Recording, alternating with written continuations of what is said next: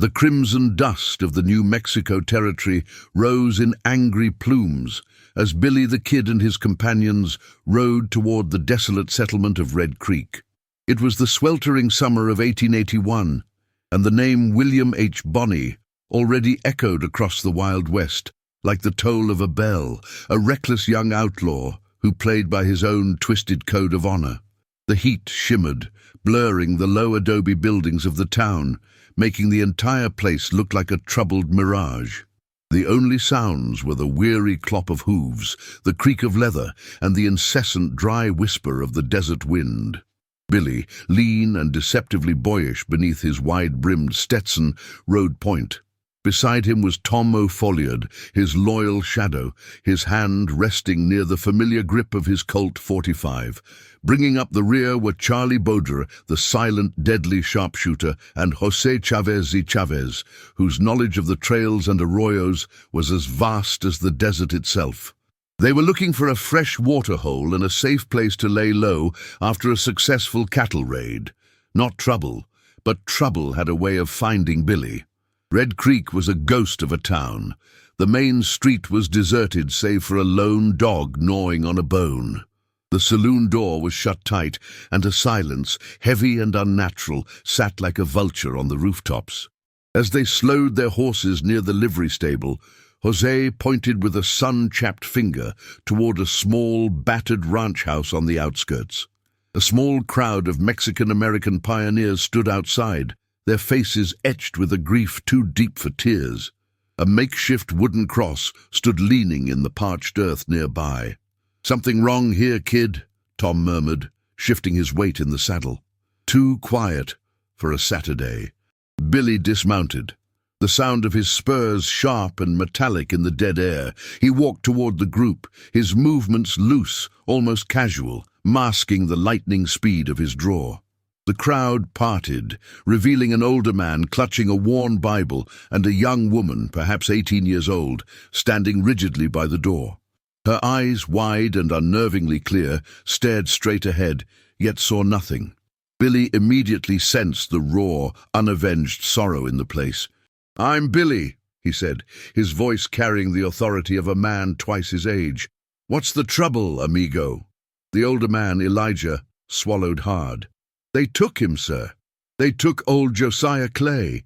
He was a good man, just a farmer. They wanted his plot near the river, said the title wasn't right." He gestured vaguely toward the girl. "His daughter, Ilara, she's all that's left." Billy turned to Ilara. She was slender, dressed in simple, dirt-stained cotton, but her posture spoke of an unbreakable spirit. She was blind, a fact that hit Billy with a coldness that cut through the desert heat. "Ma'am," Billy said, tipping his hat, "tell me who did this." Ilara's voice was clear, yet tremulous with suppressed rage. "It was the sheriff's men, Senor Bonney. Deputy Slocum and his brute, Jessup. The sheriff himself sent them. They beat him for hours, trying to make him sign. When he refused, Slocum put a bullet in him right in front of me. I couldn't see it, but I heard every sound.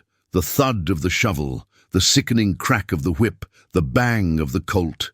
The sheriff calls it law. I call it murder." She paused, taking a ragged breath. Her sightless eyes seemed to look into his very soul.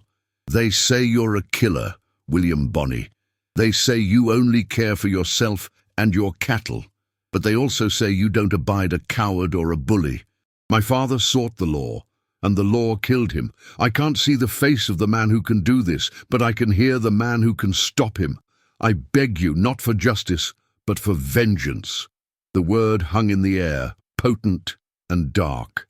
Billy felt the familiar spark ignite in his chest. He'd lived his life outside the law, but he drew a hard line at the abuse of power against the defenseless. A sheriff who used his badge to steal land and murder an old farmer was worse than any bandit. He was a hypocrite and a stain on the frontier. Billy placed his hand, calloused from years on the trail and holding an iron, on the small wooden cross. The silence of the gathered mourners was the only answer. "Easy, Ma'am," Billy said, his voice low and firm. "Justice is a risky thing in this territory, but some debts need paying in lead.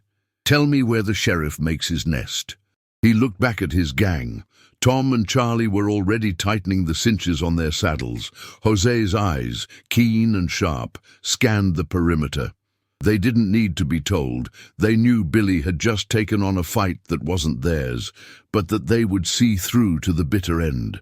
The gang had a code. They rode together. They fought together. As Ilara began to describe the sheriff's fortified ranch, the High Mesa Citadel, Jose suddenly gave a sharp, low whistle. He pointed to the rooftops of the general store and the saloon. Two men, small against the harsh light, were scrambling down, too quickly, trying to blend into the shadows. They were carrying repeating rifles. "Spies, kid," Jose said, reloading his Winchester. "The sheriff already knows we're here, or he's watching the girl. They'll be riding back to tell their boss what they saw. We just made our first enemy." Billy gave a slow, dangerous smile. The tension in Red Creek had just been replaced by the electrifying buzz of impending conflict. "Well, mi amigos," Billy drawled, pulling his rifle from the scabbard, the metal warm from the sun. "Looks like the sheriff decided to save us a trip." The gang quickly mounted up, the only sound the metallic clack of lever-action rifles being prepared. The desert had fallen silent again, waiting for the coming storm. The four men rode hard until sunset, pushing their horses into a narrow, winding canyon 20 miles west of Red Creek. The red rock walls soared above them, offering concealment from the ever-present eyes of the sheriff's network. The air, though cooler, was thick with the scent of sage and damp earth from a hidden spring they knew well. They dismounted in a shadowed alcove, the light of the setting sun painting the canyon tops in streaks of orange and blood red. Tomo Bl00d, ever pragmatic, started the fire. "Billy, that sheriff ain't gonna sit still. He's got the whole county in his pocket, probably pays the marshal a handsome silver dollar just to look the other way. We walk in there, we walk into a hornet's nest." Billy was meticulously cleaning his dual Colt 45 revolvers, the nickel plating gleaming in the firelight. The fire's glow reflected in his young, intense eyes. "That sheriff, his name is Calderon, a big man, a former bounty hunter with more greed than honor. He's been carving up this territory for months. Josiah Clay was just a footnote in his ledger, but Ilara Clay gave him a name, and now he's our problem." Doc Scurlock, who always carried a tattered book on strategy alongside his shotgun, crouched by a map he'd scratched onto the dust. "The Citadel is 3 hours from here, high on Mesa Grande. It's fortified, likely with a dozen or more hired guns, the kind of men who shoot first and never ask questions. Calderon won't be there himself. He'll be in the county seat, running his operation from a saloon or the jailhouse." Jose Chavez y Chavez, a man who moved like a ghost through the landscape, chimed in. "The two spies, Slocum and Jessup, they're the murderers. Ilara's story matches what I've heard about Slocum, a man who loves the sound of his own power. They'll be the first to reach the Citadel, thinking they've warned the sheriff." Billy snapped the cylinders back into his Colts. "Slocum and Jessup are the debt. Calderon is the interest. We take Slocum and Jessup first, and we make it loud. We want Calderon to come out of his hole and see what's waiting for him." The plan began to form, precise and deadly, based on their individual strengths. Charlie Boder was tasked with the reconnaissance. "Charlie, you're the best tracker we got. You're going up to the Citadel, find out who's inside, where the lookouts are, and how they get their supplies. Don't get seen. You're a shadow until I call you in." Charlie, a man of few words, simply nodded, adjusted his wide leather belt, and silently melted into the darkness, blending with the rocky terrain. "Tom, Doc, you two take the main road. Intercept Slocum and Jessup before they reach the mesa. If they get inside, it's a siege, and we don't have the time or the ammo for that.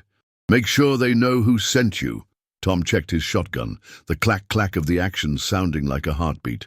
"What about you, Billy?" "I'll wait for Charlie's signal. I want to know exactly what kind of welcome Calderon has planned. Jose, you stay with me. You know every crack in these rocks.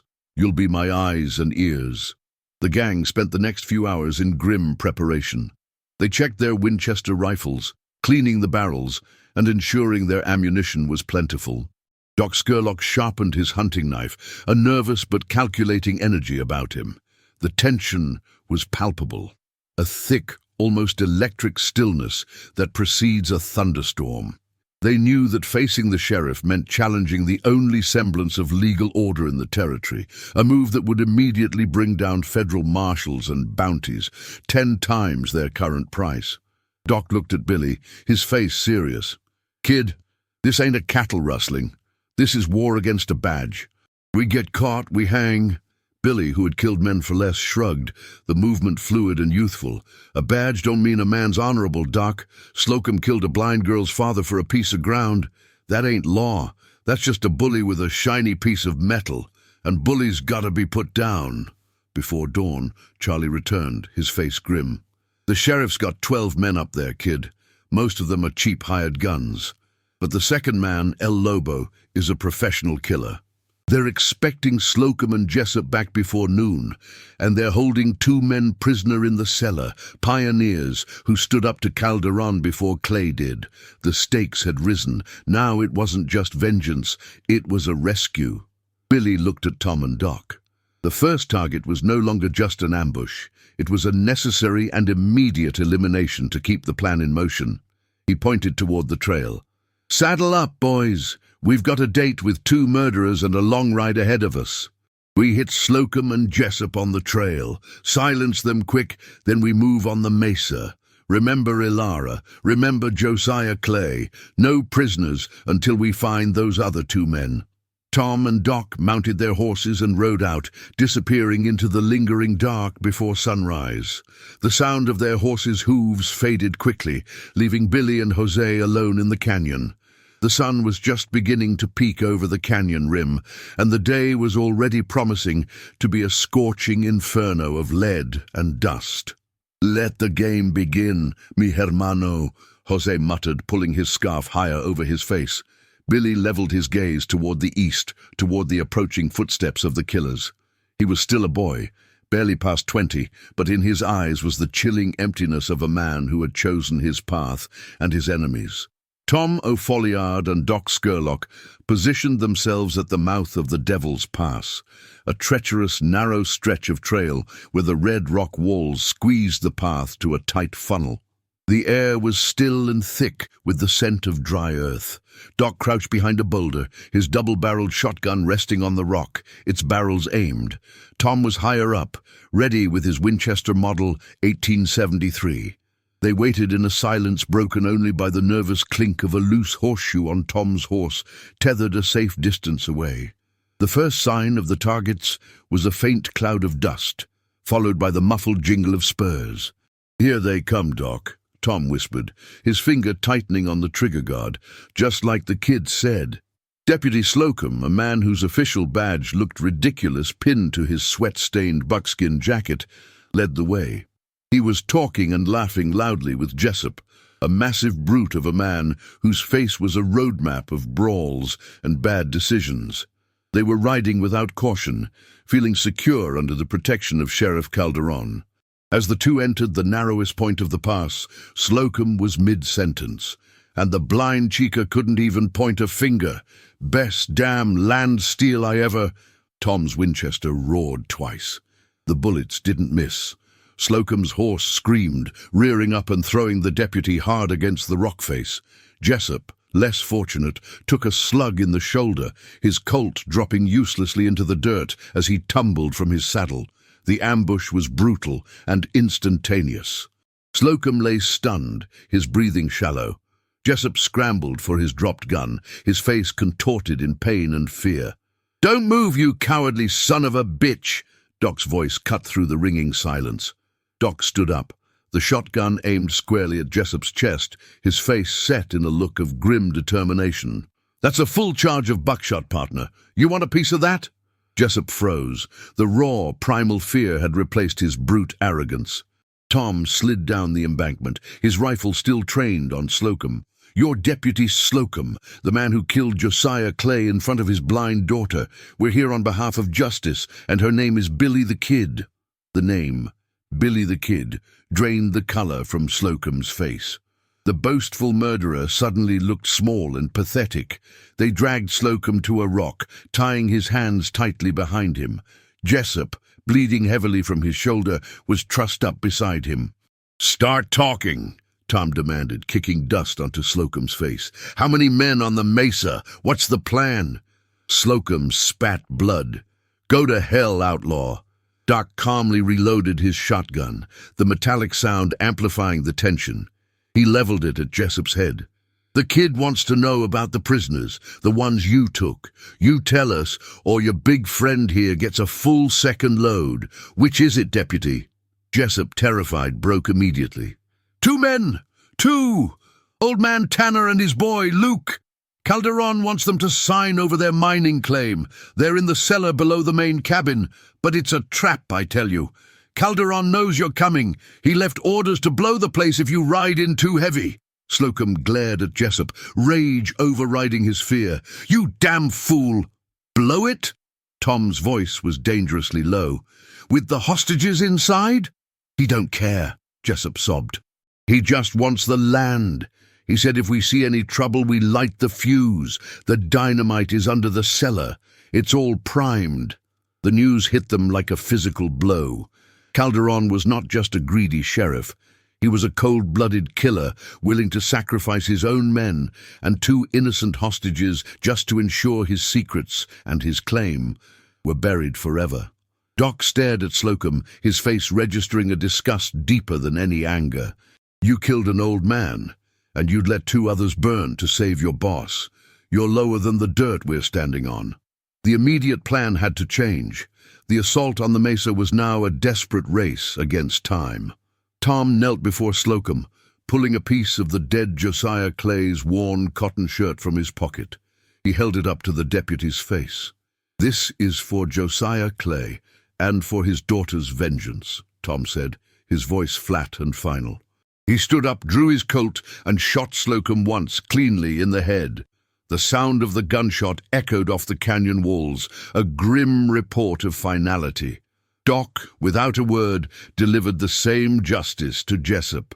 They were no court, but in the desolate lawlessness of the territory, the justice of the gun was often the only one that worked. Tom retrieved the deputy's badge. "The kid will need this for Calderon." They didn't waste time on burial. They gathered their horses and rode hard back to the rendezvous point. The silence of the canyon, now heavy with the smell of gunpowder and the raw burden of the swift, brutal justice they had delivered. They had eliminated the two primary killers, but the revelation of Calderon's trap, the dynamite, meant the final showdown would be a desperate, explosive affair. The assault on Sheriff Calderon's high mesa citadel began just as the sun dipped, casting long, menacing shadows across the desolate ranch. Billy the Kid, wearing Slocum's sheriff's badge over his own shirt, led the charge. The posse of outlaws was a compact, deadly unit: Billy, Doc, Tom, and Jose. Their goal was simple: get to the cellar, neutralize the fuse, and take down Calderon's remaining men before the place turned into a fireball. Charlie Bl00d, positioned high on a rocky ridge a half-mile away, had already provided the necessary distraction. 2 sticks of dynamite, set near the ranch's outer stable, had exploded, sending horses scattering and drawing 4 of Calderon's men out toward the noise.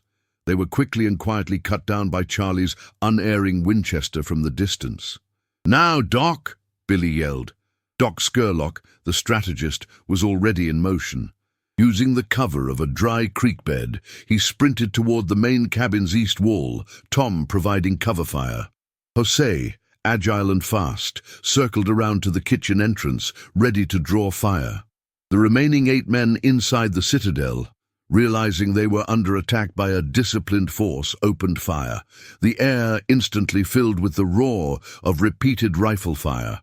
Splinters flew from the doorframe as bullets ripped through the adobe and wood. Billy, low to the ground, returned fire with both Colts, moving with a lightning quickness that made him a legend. He was a whirlwind of smoke and motion, hitting 2 men who foolishly showed their faces at the windows. The sheriff's stronghold was a chaotic, visceral scene. The smell of gunpowder, the acrid smoke stinging their eyes, the constant deafening echo of gunfire, and the shouts of dying men. Doc and Tom breached the east wall, Doc using his shotgun to clear the narrow hall, while Tom's Colt covered their advance. They found the heavy wooden cellar door under the floorboards in the kitchen. A single nervous-looking guard stood watch. A coil of rope and a short, sputtering fuse near his feet. "Hands up or you die!" Doc commanded, his voice tight. The guard, Barney, dropped his rifle and threw his hands up, a pathetic look of surrender on his face. Tom rushed the fuse, stamping out the glowing end with the heel of his boot. He and Doc then secured the guard and ripped the door open. "Tanner! Luke! We're Billy the Kid's men. You're free!" In the main living room, Billy was facing the man he'd come for. Sheriff Calderon, a large, heavy man with cold eyes and a magnificent handlebar mustache, was standing behind an overturned desk, a double-barreled shotgun aimed at the doorway. He wore a fancy, too-clean vest and a gold badge that mocked the authority it represented. "Bonnie," Calderon sneered, his voice surprisingly calm despite the chaos. "Always sticking your nose where it doesn't belong. You kill a deputy, you're looking at a federal marshal's rope." "I'm looking at justice, Calderon," Billy corrected, his voice flat. He leveled his right Colt. "Slocum told your game. You tried to blow up 2 innocent men to cover your land grab. That badge ain't worth the metal it's made of." "The only thing that matters is who draws fastest," Calderon roared, aiming his shotgun. The air went silent. The sounds of battle faded, replaced by the ringing in Billy's ears and the heavy, ragged breathing of the 2 men. This was the moment of reckoning. Thwump! Calderon fired first, the shotgun blast tearing through the air and missing Billy by inches, shredding the wall behind him. Billy, already moving, unleashed his famous, terrifying speed. Before the smoke had cleared, both his Colts spoke. The sheriff staggered, dropping his shotgun. The force of the hits slammed him backward against the wall. He slid to the floor, his fine vest stained crimson, his cold eyes wide in shock and disbelief. Jose entered the room, checking the corpses. "It's done, Capitan. The citadel is cleared." Tom and Doc emerged from the kitchen with the 2 traumatized but alive hostages, Tanner and Luke. "We found the dynamite, kid," Doc said, wiping sweat and blood from his brow. "A close call. Tanner's land is safe." Billy walked over to the slain sheriff. He reached down and ripped the gold badge from the man's vest, tossing it into the fire that was spreading from the bullet-riddled desk. "This ain't over," Billy said, his eyes scanning the windows. "Calderon was the law here. We just executed the law. The real law is coming." They moved quickly. Tanner and Luke were given the few remaining horses. Jose led them toward an old Apache trail, the only path that would confuse the incoming federal authorities. By the time the moon hung high over the mesa, Billy and his gang were back in Red Creek. The town was still. Billy found Ilara waiting by the grave, her silent vigil unbroken. He stopped his horse. The townspeople watched from their darkened windows. "Ma'am," Billy said, his voice soft, "it's done. The sheriff and his men have paid the price for your father's murder. Slocum and Jessup are gone. And the others, they won't be troubling anyone again." He reached into his pocket and pulled out the deputy's badge. He placed the cold metal into Ilara's blind hand. "This belonged to Slocum. Keep it. A reminder that even in the lawless country, some debts are paid." Ilara didn't cry. She clutched the badge tightly, her face momentarily softening with a peace she hadn't known since her father died. "Thank you, William Bonney. May God grant you peace for the justice you dealt." Billy the Kid, a man whose life was anything but peaceful, only nodded. He turned his horse. "Let's ride, boys," he commanded. The silence of Red Creek was broken only by the retreat of their horses' hooves. The legend had been sealed in blood and dust. The sun of the next morning brought not peace, but the chilling sound of cavalry on the horizon. The news of Sheriff Calderon's bloody end at the High Mesa Citadel had traveled faster than any telegraph wire. Within hours, a detachment of federal marshals and U.S. cavalry troops, led by a ruthless, driven lawman named Captain Reynolds, was sweeping the territory. Calderon had been a corrupt figure, but his death by an outlaw's hand was an affront to federal authority. Billy and his gang, Tom, Doc, Charlie, and Jose, rode deep into the Badlands, their horses exhausted but their spirits focused. They were now the most wanted men in the Southwest. The $50 bounty on their heads had just jumped to $500, and the territory had become a dangerous, inescapable cage. They took shelter in a vast, empty canyon that offered little but shade and a brief respite from the relentless, brutal heat. Doc Scurlock examined the maps, his brow furrowed. "The marshals are everywhere, kid. They're patrolling the waterholes and the main trails. We can't stay together. We'll be too easy a target." Tom O'Folliard looked at Billy, his loyalty unwavering. "Where you go, Billy, I go." Billy, quiet and reflective, sat cleaning the dust from his Colts, his gaze distant. The vengeance for Josiah Clay, while right, had cemented his fate. He was no longer just a reckless young outlaw. He was an enemy of the state, an avenging specter of the frontier. "This is where we part ways, boys," Billy said, his voice carrying the authority of final decision. "They're not after land or cattle anymore. They're after the symbol. They're after Billy the Kid. If we ride together, they'll catch us all." He looked at each of his companions. "Jose, you know the trails better than any of us. Take Doc. Head south, find the border, and ride into Chihuahua. You can disappear down there." Jose nodded grimly.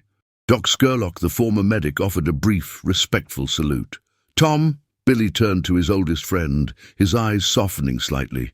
"You're riding with Charlie. Head north towards Colorado. Find a new name, a new life. Don't look back." Tom's face was a mask of pain. "But Billy, what about you? They'll hunt you down." Billy stood up, the light catching the silver trim of his six-shooters. He put on his Stetson, pulling the brim low over his eyes. "They can't catch a shadow, Tom. They can't rope the wind. I'm going back the way we came. I'll make enough noise to draw them off your trail. They'll look for Billy Bonney, not for you." The parting was swift and quiet, a moment of profound, wordless grief exchanged among men who had lived and killed together. The gang, the closest thing Billy had ever known to a family, broke apart, disappearing in pairs into the unforgiving, dusty expanse. Billy rode alone, turning his horse back toward the heart of the territory. He was heading straight toward the sound of the pursuit, ready to face the music he himself had composed in the canyons of Red Creek. He was seen days later, a flicker of movement near a waterhole, then gone. A lone rider glimpsed in the distance, a young man who moved with impossible speed and an unnatural certainty. Captain Reynolds and his men followed the fresh trail for weeks, the chase becoming an obsession, a hunt for a ghost. The only thing they ever found was an empty cartridge case, marked with the unique scratch of a well-used Colt .45. They never captured William H. Bonney. The sheriff's badge, given to the blind girl Ilara, was the only tangible proof of the whirlwind of vengeance that had swept through Red Creek. The pioneers secured their land. The hostages were free. Justice, as cruel and bloody as the land itself, had been served by the hand of an outlaw. In the cantinas and on the lonely trails, the story was told. A young man, barely out of his teens, had faced down the corrupt law and won. They said he had killed 21 men, one for every year of his life. They said he couldn't be killed because he had already made a deal with the devil. William H. Bonney, the boy who rode into Red Creek, vanished. What remained was Billy the Kid, a legend whispered around campfires, a warning to the corrupt, a hope for the downtrodden. He was the perpetual movement in the desert heat, the rider seen just over the next ridge, a fast-moving shadow against the setting sun.